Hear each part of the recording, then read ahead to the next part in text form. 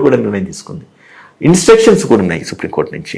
కాకపోతే ఏంటంటే కొన్ని ల్యాప్సెస్ ఏమవుతుందంటే నోటీస్ ఇచ్చే ప్రాసెస్లో ల్యాప్సెస్ ఉండొచ్చు, లేదంటే ఎవరైతే నష్టపోయి ఉన్నారో వాళ్ళందరికీ కొంచెం వెసులుబాటు కలగజేయకుండా కావచ్చు.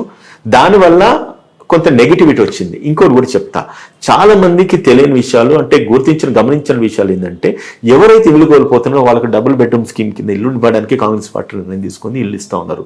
ఎవరైతే నష్టపోయి ఉన్నారో వాళ్ళకి రిహాబిటేషన్ కింద ఎస్సీ ఎస్టీ బీసీ ఎంటర్ప్రెన్యూర్స్ అయితే కూడా వాళ్ళకు స్పెషల్ గ్రాంట్స్ ఇస్తూ వాళ్ళకు ఎంప్లాయ్మెంట్ జనరేట్ చేయడానికి కానీ లేకపోతే సెల్ఫ్ ఎంప్లాయ్మెంట్ కానీ లోన్స్ ప్రొవైడ్ చేయడానికి సిద్ధంగా ఉన్నారు. ఒకటండి, నేనేమంటున్నాను, కాంగ్రెస్ పార్టీ కావచ్చు, అంటే నేను కాంగ్రెస్ పార్టీ వ్యక్తిని నేను చెప్పట్లేదు, అట్లా కూడా మాట్లాడాల్సిన అవసరం ఉంది. ఎప్పుడు కూడా పేద ప్రజలకు అందుబాటులో లేకుండా లేదు, అండ్ పేద ప్రజల మనోభావాలు దెబ్బది. ఈరోజు ఇది హైలైట్ చేయడం వల్ల రేవంత్ రెడ్డి గారికి ఏమొస్తుంది చెప్పండి? ఇంతమంది ఇన్ని తిట్లు తిడుతూ ఉన్నారు, ఇంతమంది ఇన్ని బూతులు మాట్లాడుతున్నారు రేవంత్ రెడ్డి గారి మీద. ఆయన వేయాలంటే డిఫమేషన్ వేయలేడా? ఆయన కేసులు ఫైల్ చేయాలంటే చేయలేడా? తీసుకుపోయి లోపలేసిన ఎంతసేపు పని? ఈరోజు నాగార్జున గారు ఏదైతే చేసినారో ఇదే మా రేవంత్ రెడ్డి గారు చేయొచ్చు. కానీ ఏంటంటే ఆ స్థాయిలో ఉన్న తర్వాత ఖచ్చితంగా ఇటువంటి ఒడిదుడుకులు వస్తాయని చెప్పి ఆయన ముందే ఇంటర్ప్రిట్ చేసినా కూడా తను సిద్ధపడ్డాడు. ఇదివరకు నేను చెప్పినట్టుగా 100 మందిని పరిరక్షించుకోవాలి, కాపాడుకోవాలంటే ఒక్కడిని నేను నష్టపోయినా పర్లేదు, ఒకటి నాకు డిఫేమ్ అయినా పర్లేదు అని నిర్ణయం తీసుకున్నారు. ఆయన ఎవరు తిట్టట్లేదు, ఆయన కుటుంబాన్ని, ఆయన భార్య పిల్లల్ని ఈరోజు తిడతలేరా? మీరు చూస్తలేరా న్యూస్ ఛానల్స్లలో? ఈరోజు కొండా సురేఖ గారు మాట్లాడిన మాటల కంటే కూడా రేవంత్ రెడ్డి గారి మీద మాట్లాడుతున్న, ఆయన కుటుంబం మీద మాట్లాడుతున్న ప్రజల యొక్క వాక్యాలను మనం ఏం మాట్లాడలేం, ఏ రకంగా దాన్ని రిసీవ్ చేసుకోవాలి? ఒక్కసారి మీరు క్లిప్పింగ్స్ పెట్టి చూడండి, ఒక్కసారి చూడండి అమ్మా ఏమేమి మాట్లాడుతున్నారు. రేవంత్ రెడ్డి గారి భార్య పిల్లల మీద ఉద్దేశించి కూడా మాట్లాడుతున్నారు. ఇప్పుడు రాష్ట్రంలో అధికారంలో కాంగ్రెస్ పార్టీ వచ్చిన తర్వాత కొన్ని పాలసీస్ ఇంప్లిమెంటేషన్ చేయాలి అన్నప్పుడు ఐదర్ వాళ్ళ మేనిఫెస్టోలో కొన్ని అంశాలు పెట్టుకున్నారు, మేనిఫెస్టో అవలంబించాలి, వాటిని ఇంప్లిమెంటేషన్ చేయాలి అని చెప్పి ప్రతిపక్షం అడుగుతుంది. వాటి మీద ఎస్ఆర్ నో లేదంటే ఎప్పటి నుంచి స్టార్ట్ చేయబోతున్నారు అనేది చెప్పొచ్చు. ఇంటర్నల్ గా క్యాబినెట్ లో కొన్ని పాలసీస్ పైన డెసిషన్ తీసుకున్నప్పుడు వాటిని బహిరంగంగా ముందే చెప్పి అనౌన్స్ చేసి అప్పుడు వాళ్ళు ఇంప్లిమెంట్ చేయొచ్చు. కానీ హైడ్రా విషయంలో మేనిఫెస్టోలో లేని అంశం, ముందెక్కడ స్పీచ్లో చెప్పలేని అంశం, కనీసం క్యాబినెట్లో చర్చించని, క్యాబినెట్లో పెట్టని ఒక ఈ చట్టబద్ధత లేని హైడ్రా పైన రచ్చ జరుగుతుంది. అంటే ఎందుకు జరగదు? కామన్ పీపుల్ నష్టపోతున్నారు. డబుల్ బెడ్రూమ్ ఇస్తా అన్నారని హైడ్రా స్టార్ట్ అయిన 3 నెలల తర్వాత సీఎం గారు చెప్పారు. అది ఎలా అలాట్మెంట్ చేస్తారు, ఏ క్రైటీరియాలో ఇస్తారు, ఏ సర్వే నెంబర్స్ ప్రకారం ఎక్కడ అలొకేషన్ చేస్తారు? దాదాపు 1 కోటి జనాభా ఉన్న హైదరాబాద్లో తీసుకుంటే 20,000 మంది ఒక మూసీ పరివాహక ప్రాంతంలో ఉన్నారు అని అనుకుంటే మనకున్న డబుల్ బెడ్రూమ్స్ యొక్క స్ట్రెంత్ ఎంత? ఇది కూడా ఆలోచించాలి కదా. సో నేను మిమ్మల్ని అడుగుతున్నా, మీరు చెప్పండి, ముందే డబుల్ బెడ్రూమ్ ఇస్తాము, మీరు అక్కడి నుంచి తప్పుకోండి అని ఎప్పుడైనా ఒక కమెంట్ సీఎం గారు చేశారు? ఐ టెల్ యూ, విమర్శలు అది ప్రతిపక్షం వాళ్ళు చేస్తారు, ప్రొజెక్షన్ మీడియా ఛానల్స్ వాళ్ళు చేస్తారు. మీరు చేస్తున్నది ప్రొజెక్షన్. నేను క్లియర్ చేస్తాను మీకు. ఈ రోజు జరిగింది ప్రొజెక్ట్ చేస్తున్నారు మీరు. ఐఎమ్ నాట్ టెలింగ్, మిమ్మల్ని నేను తప్పుపట్టట్లేదు.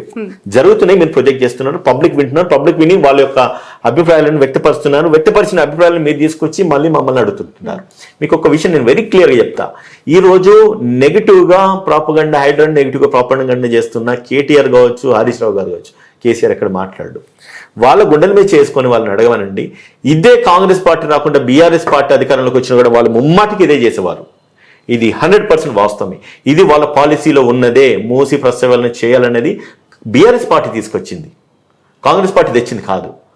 అందులో భాగంగా ఈరోజు హైడ్రా అన్న ఒక కాన్సెప్ట్ని ఇంట్రడ్యూస్ చేసిన తర్వాత రేవంత్ రెడ్డి గారు ప్రతిదీ రిఫైన్ చేయాల్సిన అవసరం ఉంది madam. It's not that only ఆయన ఒక్క తీసుకున్న నిర్ణయము ఇది కాంగ్రెస్ పార్టీ తీసుకున్న నిర్ణయం కాదు. మీరు అడుగుతున్నట్టుగా everything has its own different entities. It's not that you correlate or interlink with the schemes. నువ్వు మేనిఫెస్టోలో హైడ్రా లేదు కాబట్టి మేనిఫెస్టోను పక్కదోని పెట్టించి నువ్వు హైడ్రా ఎందుకు చేస్తున్నావు క్వశ్చన్ చేయడానికి లేదు. That is a different entity. మేనిఫెస్టోలో ఏవైతున్నాయో 6 గ్యారెంటీలు కావచ్చు, లేదంటే కనుక రైతు రుణమాఫీ కావచ్చు, లేకపోతే మేము అందజేస్తున్న పాలన ఏదైతే ఉందో దాంట్లో మేబీ డిలే ఉండొచ్చు, కొన్ని ల్యాప్సెస్ ఉండొచ్చు, ఎక్కడ కూడా డినై చేయలే. ఈరోజు డిజిటల్ కార్డ్ అని చెప్పేసి రేవంత్ రెడ్డి గారు ఒక ప్రస్తావన తీసుకొచ్చినారు. అది ఎవరెవరైతే ఉన్నారో, ఎవరెవరైతే బెనిఫిషరీస్ ఉంటారో వాళ్ళ డేటాబేస్ సెగ్రిగేట్ చేయడానికి ఈరోజు 6 నుంచి 7 దాకా ఒక డిజిటల్ కార్డ్ ఇంట్రడ్యూస్ చేస్తుంది తెలంగాణ ప్రభుత్వం. ఇది చేసిన తర్వాత ఎవరైతే బెనిఫిషియర్స్ ఉన్నారో వాళ్ళందరూ కూడా 6 గ్యారంటీలలో వాళ్ళని అర్హులు చేస్తూ అంటున్నారు. ఎవరికైతే ఫ్రీ ఆఫ్ కరెంట్ రావాల్సిందో వాళ్ళు ఎక్కడ ఉన్నా కూడా వాళ్ళకు ఫ్రీ ఆఫ్ కరెంట్ మేము ఇవ్వడానికి సిద్ధంగా ఉన్నామని చెప్పి అన్నారు. అధికారంలోకి తీసుకున్న ఒక మాట చెప్తాం మేడం, పండిచ్చే రాయి చెట్టుకే రాళ్ళేస్తామని చెప్పి అంటుంటారు. అధికారంలోకి వచ్చిన తర్వాత 60,60,000 మిగులు బడ్జెట్లు, 60,000 కోట్ల మిగులు బడ్జెట్ని ఈరోజు 7 లక్షల కోట్ల అప్పుల బడ్జెట్ కింద గడిచిన ప్రభుత్వాలు చేసినాయి. దాన్ని ఏ రకంగా రిసీవ్ చేసుకోవాలి? ఈరోజు మనం అంటున్నాం, ఒక వ్యక్తిని, ఒక రేవంత్ రెడ్డి గారిని చూసేసి మనం టార్గెట్ చేసి ఇన్ని మాటలు అంటున్నాం కదా. మీరు వ్యక్తిత్వంతో ఒక వ్యక్తిగతంగా ఆలోచించండి. ఇది చేయడం వల్ల రేవంత్ రెడ్డి గారి ఇంటికి వచ్చేది ఏంటిది, ఆయన కోరిగేది ఏంటిది? ప్రజల్లో ఈయన మాటలు పడడం, తన కుటుంబంని హైరాణ చేసి మాట్లాడడం తప్ప మరొకటి కాదు. అండ్ రేపు బెనిఫిట్ అయితే, వెల్ఫేర్ అయితే, తనకెన్ని ఆరోపణలు వచ్చినా కూడా తను స్వీకరించడానికి సిద్ధంగా ఉండి రేపు ప్రజలకి మేలు జరగాలన్న దృక్పథంతోనే ఆయన ఈ నెగిటివ్ కామెంట్స్ కానీ, ఇంత బ్యాడ్ కామెంట్స్ కానీ తీసుకుంటూ కూడా ఆ ఒక్క లక్ష్యాన్ని ఛేదించుకోవడానికి అని చెప్పి తను ముందుకెళ్తా ఉన్నాడు. Congress party never put back. ఏ వాగ్దానం చేసినా కూడా దేంట్లో కూడా వాళ్ళు వెనకడిగేయలేదు. ఇంకోటి, ఇచ్చిన వాగ్దాన్ని నెరవేర్చుకోవడానికి పోవడానికి గల కారణాలు ఈరోజు తెలంగాణ రాష్ట్రం చేసిన గడిచిన ప్రభుత్వం చేసిన అప్పులే తప్ప మరొకటి కాదు. స్టాటిస్టిక్స్ చెప్తున్నాను, నేను చెప్తున్నాను, కాంగ్రెస్ పార్టీ లీడర్ చెప్తలేడు. అది అధికారంలోకి ముందు రాకముందు తెలియలేదా మేడం? ఒకటి ఏంటంటే మేడం, మీరు నా ఆఫీస్కి వచ్చినారు ఈరోజు, నా ఆఫీస్ ఎట్లుంటుందని మీరు ఇంటర్ప్రిట్ చేసినారు చెప్పండి. ఈ ప్రశ్నకు సమాధానం చెప్పండి. అంటే the ambience, the way of the look, ఇక్కడ ఉన్న material, the receiving, me interpretation ఏముండే? అంటే good or bad? Good or bad ఏదో ఒకటి ఉంటుంది కదా. మనము ఒకరి ఆఫీస్కి వెళ్తున్నప్పుడు, ఒక అడ్వకేట్ ఆఫీస్కి వెళ్తే ఎట్లుంటుంది? మీ ఇంటర్ప్రిటేషన్ వేరు ఉంటుంది. వన్స్ ఒక ప్రభుత్వంలోకి మనం వెళ్తున్నప్పుడు మన ఇంటర్ప్రిటేషన్ వేరు ఉంటుంది, మన ప్లానింగ్ వేరు ఉంటుంది. మీకు ఒక చిన్న ఎగ్జాంపుల్ చెప్తా. ఈరోజు మా మంత్రులు వాడుతున్న ఈ ల్యాండ్ క్రూజర్ కార్లు ఎక్కడున్నాయని ఎవరికి తెలియదు. కేసీఆర్ తన కోసం తయారు చేయించుకున్నాడన్న విషయం కూడా ఎవరికి తెలియదు. అంటే ప్రభుత్వంలో ఉన్న వెసులుబాటు, లోటుపాట్లు ఏ ఒక్క ప్రభుత్వం రివీల్ చేయలే. ఎన్నో జీవోలు వ్యక్తిగతంగా దాచేసినారు గడిచిన ప్రభుత్వాలు. బయటకు వచ్చిన చూస్తే ఇది ఆశ్చర్యకరంగా ఉన్నది. మీకు సింపుల్ ఎగ్జాంపుల్ చెప్తున్నాను కదా, కేసీఆర్ కాన్వాయ్ ఎక్కడ దాచినా తెలియదు, మన మీడియాలో బయటకు దాచాల్సిన అవసరం ఉంటుంది sir. It's public property. Public ప్రాపర్టీని exactly madam, let me make you very clear about it. When it is a public property, it would have come out before itself. But when Revanth Reddy took charge as a chief minister, he has come to know that this property belongs to the government and it is lying somewhere hidden in Vijayawada. It's bullet proof కార్లు కూడా ఉన్నాయి, తీసి immediate గా తీసుకొచ్చి మంత్రులందరికీ ఇచ్చినారు. Right. So entire ఈ కొండా సురేఖ ఇష్యూకి సంబంధించి కాంగ్రెస్ పార్టీకి ఎంత డ్యామేజ్ జరిగింది మేడం? ఒక్క వ్యక్తి వల్ల, ఒకరి వ్యక్తిత్వం వల్ల పార్టీ ఏదో అయిపోతుందని మాత్రం అనుకోవడానికి మాటికి లేదు. The impression, the way she reacted towards her agony, the president Telangana Pradesh Congress committee Mahesh Kumar Goud గారు తను చేసిన చర్యలకు తన తలదించుకొని తన ఒక కన్సర్న్స్ ఎక్స్ప్రెస్ చేసినారు. తప్పు జరిగిందని చెప్పేసి ఒప్పుకున్నారు. ఈవెన్ నేను చెప్తాను, నేను ఏ స్థాయి కాకపోవచ్చు వాళ్ళ ముందు, బట్ ఒక కాంగ్రెస్ కార్యకర్తనే కావచ్చు, లేకపోతే కాంగ్రెస్ ప్రతినిధినే కావచ్చు, we are unconditionally tendering our apology in behalf of our Congress minister or Congress leader. అన్కండిషనల్గా, ఎందుకంటే it carries the emotion of a women. ఒక ఆడపిల్ల ఎమోషన్ క్యారీ చేస్తుంది. ఇర్రెస్పెక్ట్ ఆఫ్ కేటీఆర్ కావచ్చు, ఇర్రెస్పెక్ట్ ఆఫ్ అక్కినేని నాగార్జున కావచ్చు, లేకపోతే కొడుకు ఎవరైతే నాగ చైతన్య కావచ్చు, అన్నిటికంటే కూడా ఒక విమెన్ ఒక ఎమోషన్ క్యారీ చేస్తుంది. కాబట్టి unconditional we are withdrawing, we are tendering our apology అని చెప్పగలుగుతున్నాను. నాగార్జున గారు సర్వ్ చేసిన ఈ లీగల్ నోటీసెస్కి సంబంధించి ద ప్రాసెస్ ఎంతకాలం పట్టొచ్చు సార్? 2 years, 1 year? మొత్తానికి మనకు చట్టంలో ఉన్న మెయిన్ విసులు వాటే మనం ఫస్ట్ ఓపెనింగ్ లో మాట్లాడుకున్నాం అంతే. ఒక న్యాయవాదిగా నేను మాట్లాడొద్దు, కానీ నేను కూడా అనుభవించిన వేదన బాధ ఎంతో ఉంది కాబట్టి వాయిదా వాయిదా వాయిదా వాయిదా. సో కొండా సురేఖ నాగార్జున అంశం కూడా చివరికి వాయిదా వాయిదాల మీద వాయిదాలు మీకు ఎంటర్టైన్మెంట్, మీడియాకు బాగుంటుంది. బట్ జెన్యూన్లీ ఆ ఇష్యూ చూసిన మాలాంటి జర్నలిస్టులు, కామన్ పబ్లిక్ మాత్రం దానికి తొందరగా ఫుల్ స్టాప్ పడాలి. అది కాంగ్రెస్ ప్రభుత్వంలో అధికారంలో అంటే నెక్స్ట్ ఎలక్షన్స్ కి బిఫోరే ఈ ఎంటైర్ ఇష్యూ ఫుల్ స్టాప్ పడాలని మాత్రం కోరుకుంటున్నారు. వై? బికాస్ అంత పెయిన్ఫుల్ గా అనిపించాయి.